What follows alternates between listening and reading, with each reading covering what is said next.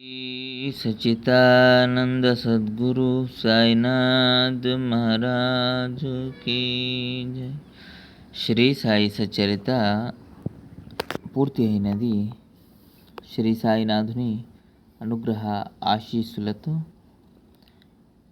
ఆ అధ్యాయాలకు సంబంధించిన 1వ అధ్యాయం 3వ ఓవిలోని చతుర్దశ విద్యలు అనే పదానికి అర్థము ఈ పేజీల్లో తెలుసుకోబోతున్నాము.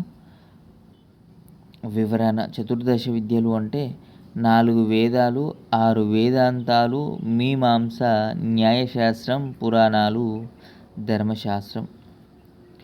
4వ ఓవి చతుర్దశ భువనాలు అంటే అధోలోకాలు 7, అతల వితల సుతల రసాతల తలాతల మహాతల పాతాళం, ఊర్ధ్వలోకాలు 7, భూలోక, భువర్లోక, సువర్లోక, మహాలోక, జనలోక, తపోలోక, సత్యలోకాలు.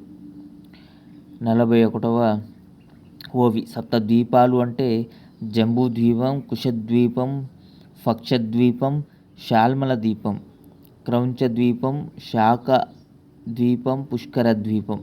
54వ ఓవి పంచప్రాణాలు అంటే ప్రాణమపాన వ్యాన ఉదాన సమానం. 2వ అధ్యాయం 13వ ఓవి సప్తసాగరాలు అంటే లవణసాగరం, ఇక్షుసాగరం, సురాసాగరం, సర్పసాగరం, దధిసాగరం, క్షీరసాగరం, జలసాగరం. 22వ ఓవి శక సంవత్సరం 1700, క్రీస్తు శకం 1778.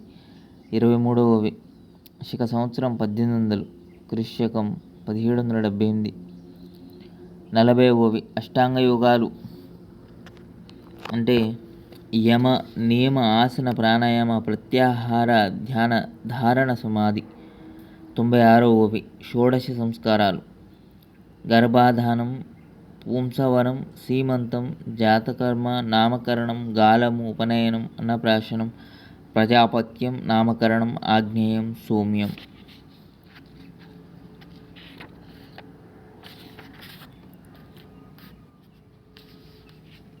తర్వాతి ఓవిల గురించి మరో వీడియోలో చదువుకుందాం. సచ్చిదానంద సద్గురు సాయినాథ్ మహారాజ్కి జై. లోక సంస్థ శాంతి శాంతి శాంతి.